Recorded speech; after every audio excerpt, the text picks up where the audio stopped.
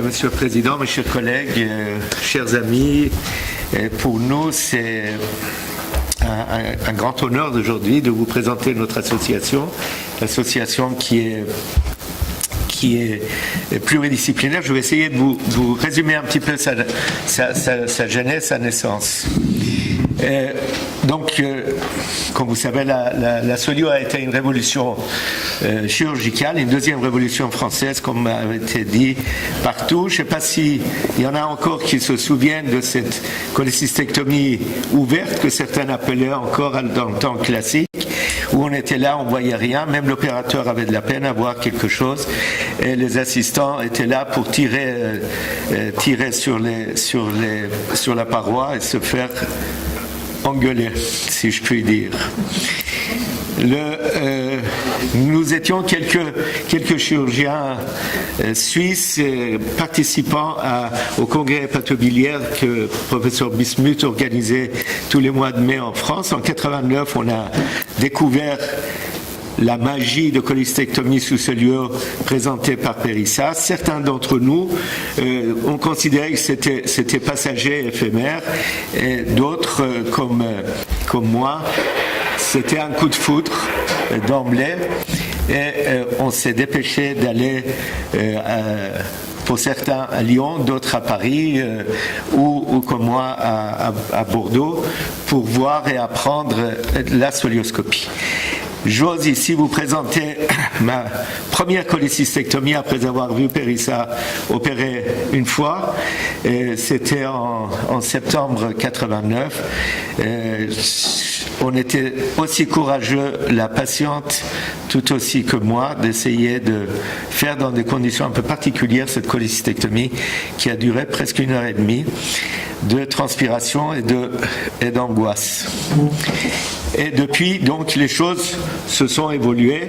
La partie germanophone de la Suisse ont fondé une société laparoscopique avec tout de suite un symposium en 91. Mais comme nos deux régions linguistiques sont séparées par une barrière linguistique et culturelle un peu bien nette, je dirais, ça fait qu'il y avait une place de faire une société francophone dans la région francophone.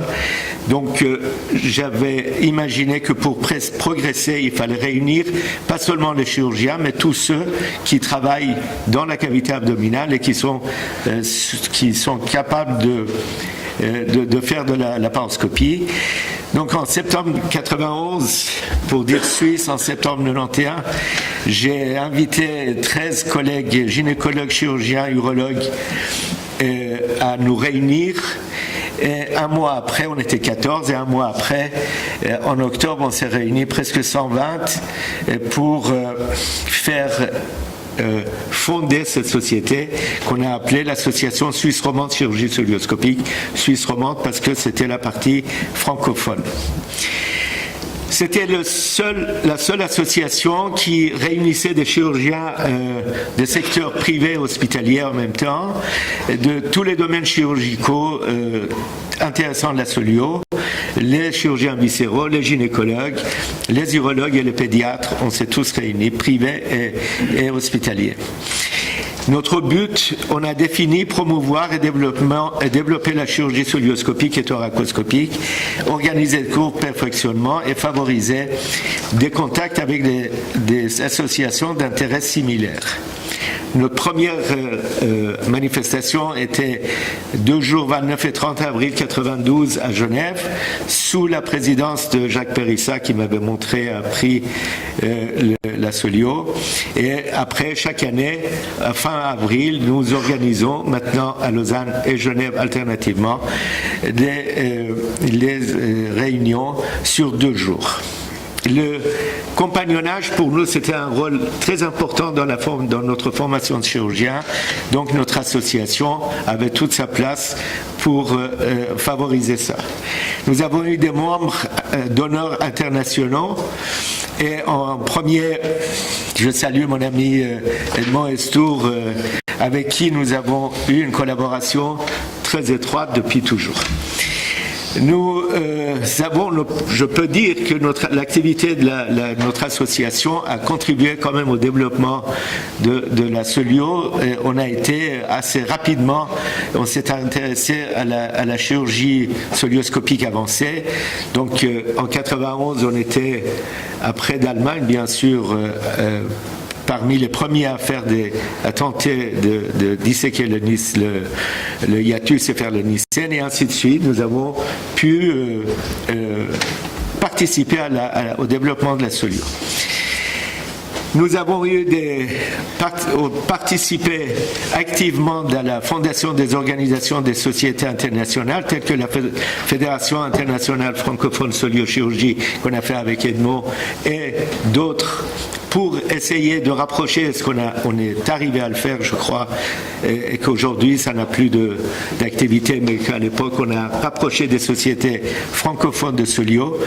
On a participé à la formation et au développement de la MESA, la société méditerranéenne, mais vous me diriez pourquoi la Suisse, qu'est-ce qu'il y a la Suisse avec la société méditerranéenne, mais je vous rappelle que la Suisse est attachée à la Méditerranée par le Rhône qui traverse toute la France pour y arriver.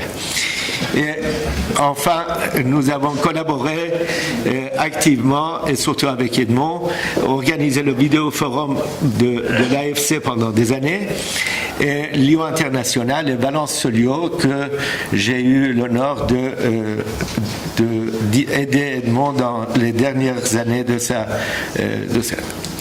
Notre présence aussi à l'Académie, les anciens membres de bureau qui sont membres de l'Académie et les membres actuels, le président actuel, le professeur Ries, votre serviteur, et notre membre d'honneur, Edmond Estour, qui est aussi membre de l'Académie.